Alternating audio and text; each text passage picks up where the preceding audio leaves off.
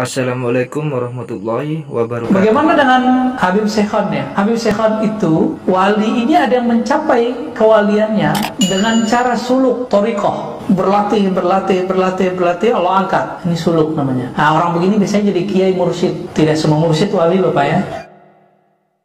Kalau Habib Syekhon itu masuknya ke majzub.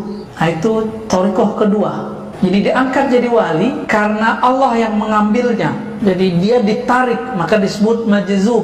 Nyampe di Jawa majdub ya, yang benar majzub ya, keza, ditarik oleh Allah. Nah, orang-orang majzub ini setiap saat Allah memandang kalbunya dengan cinta. Dan orang ini kalau sudah begitu, maka muncullah kegirangan di kalbunya. Di saat itulah terjadi keanehan-keanehan. Tergantung nanti karakter nafsiyahnya gimana dulu. Barangkali Habib Syekhon masuk sana. Jadi jangan antum bilang beliau Habib gila, jangan. Itu buruk adab tuh. Yang bilang dia gila, saya khawatir keturunannya ada gila. Karena menyakiti seorang wali. Hati-hati ya.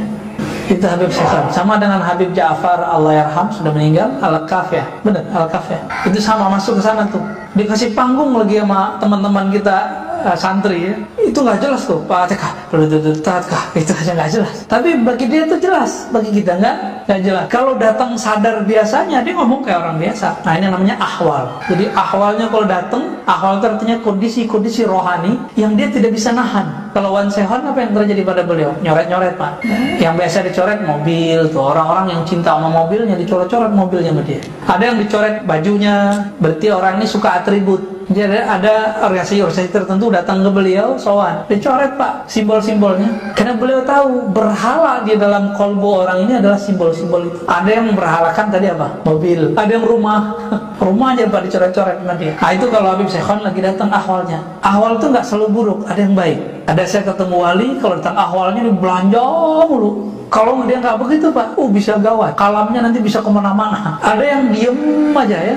Kalau datang ahwal dikunci pintu dia diem aja. Ada juga yang begitu. Ya Allah.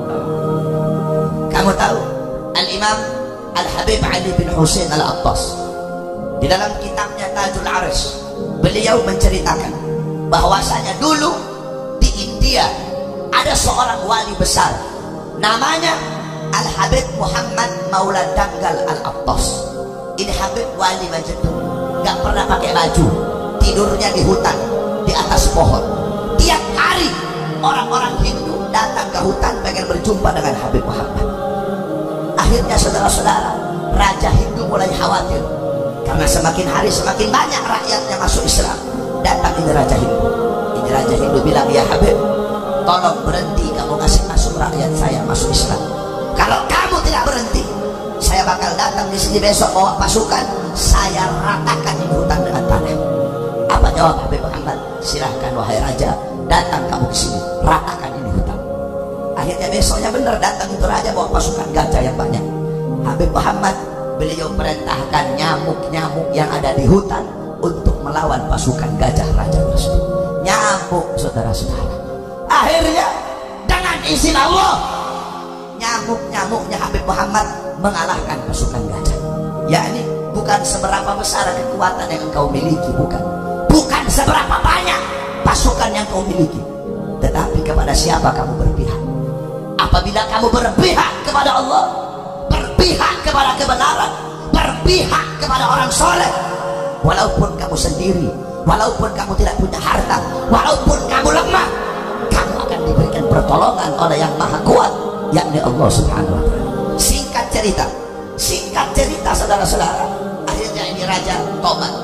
Dia bilang sama Habib, Habib saya minta ampun, saya mohon ampun. Ya Habib, saya janji gak bakal ganggu Habib lagi.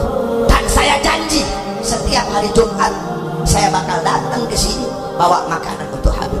Akhirnya tiap Jumat itu raja datang, dia cium tangannya Habib Muhammad. Tiap Jumat cium tangannya Habib Muhammad. Akhirnya wafat ini raja. Ini raja meninggal. Kamu tahu orang Hindu kalau wafat itu dibakar. Ketika jasadnya dibakar, ketika jenazahnya dibakar, semua tubuhnya hancur jadi debu, kecuali mulut dan tangannya yang tidak bisa hancur. Akhirnya ini keluarganya bingung, berkali-kali dibakar kok gak hancur-hancur mulut dan tangannya ini raja.